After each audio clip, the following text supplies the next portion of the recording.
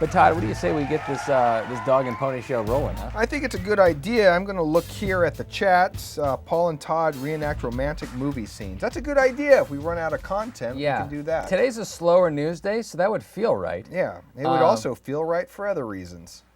First, Todd, we're going to talk about those things eventually, but our lead story here, this is a hot story. It's hot. This is Thief. Oh my God! See?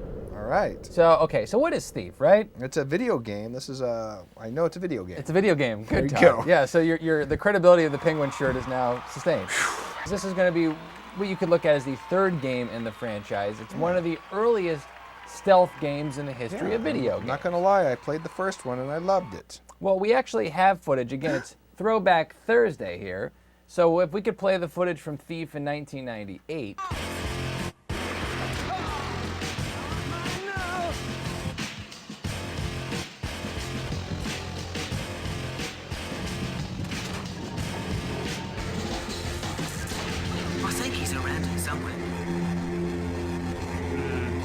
What we'd like to show you is the launch trailer for Thief, which I believe comes out Tuesday. Yeah. February 25th would be Tuesday, right? I have no idea. Yeah, so I don't know where I am right now. You know, are we really here? So Thief is coming out, the launch trailer. Let's go ahead and play a few snippets of that. Garrett, Master Thief, greed is a sin, and you must be punished for your sin.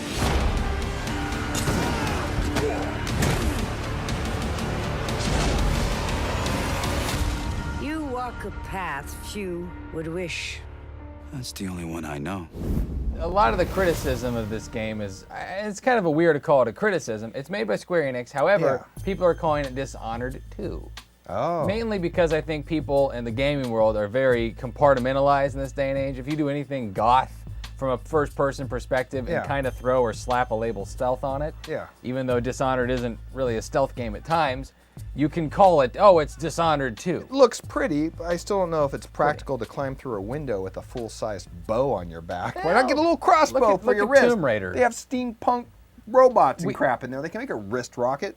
A wrist rocket? A wrist crossbow. I could picture a little 8-year-old If you're going to go Todd. steal, you wouldn't have a big bow on your back. First, we've got the human perspective. Maybe we should get an artificial intelligence perspective. Well, I wanted to say, you know, Todd, I know you're very skeptical, but I think I have something that might change your mind on this game. Oh, okay. What's that? Oh, sure. Well, count me in now. Holy Toledo. So this is the rating of the game. Nudity, strong sexual content. This is Thief. Yeah. You know, one of the when they first marketed this game about a year ago, one of the most unique things about this is you could go through the game without killing anybody. Yeah, but now you're going to apparently have sex. Yeah, while now you do you're it. just going to be banging and blood and, you know, allow your imagination to run wild. Now, one of the interesting thing about this show is that we have a Skype array. Oh. Yeah, so we can run our mouse all day long. That's a Skype array? That's a Skype array. I thought those were hacked nanny cams. The hype behind the game, it just seems like they're trying to push the sexual themes of the game more than the actual gameplay and content, in my opinion. So, next story up here, Todd. Again, more? This is, we talked a little Titanfall yesterday. We talked about the beta and what have you. This is more about the behind-the-scenes look. An analyst on, I think it was NeoJaf, the story comes from NeoJaf, said that why this became a Xbox/PC exclusive. Yes. Is that a caribou or a bunny? Yeah, I found this. I had to hack deep into the what's called the deep web using my Tor browser. So anyway, this insider says, Respawn wanted to focus on a single console because they were a small team. At the same time, Sony was gathering info but was really not sharing it. The vast majority of the industry thought that Microsoft was going to dominate this gen until 1 year ago tomorrow. So basically he says, and he goes on to say, Respawn picked the Xbox One. Again, Respawn is the company that's, you know, Titanfall. So they picked the Xbox One because it seemed like the better choice. Microsoft was pushing it. Sony was mum. The 360 dominated the US and Western EU, which is where first-person shooters are king. It's a no-brainer. Now, that's what the insider said. That's what the insider Very long-winded way saying, I think, you know, first-person shooters are big in the West. Yeah. So, therefore, and the Microsoft 360 sold more in the West, so we'll come by there. Bottom line is money.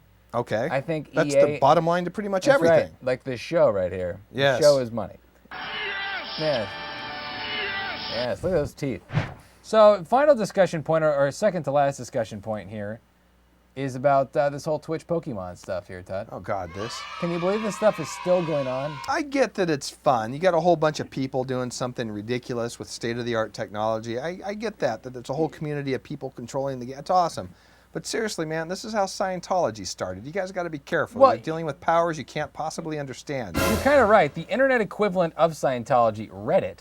You know you're big when you've got a subreddit that's 50,000 users. Yeah. There's a subreddit of 50,000 users just for this thing. It just kind of shows you how people are interacting, how some people are just trying to be completely do the total anarchy, don't want the game to finish because they are enjoying the aspect of all of the friendships and whatnot, and then you have the other people who want to complete the game because they want that sense of victory. Interesting. Well, yeah. So It's that's the basically, business. it Go sounds ahead. like communism. It's communism. Yeah, we got to move on. Yeah, it's communism. Don't drink the Kool-Aid here, guys. Guys, I'm Paul. He's Todd. We'll catch you tomorrow, 5 o'clock Pacific. Take care. See you all.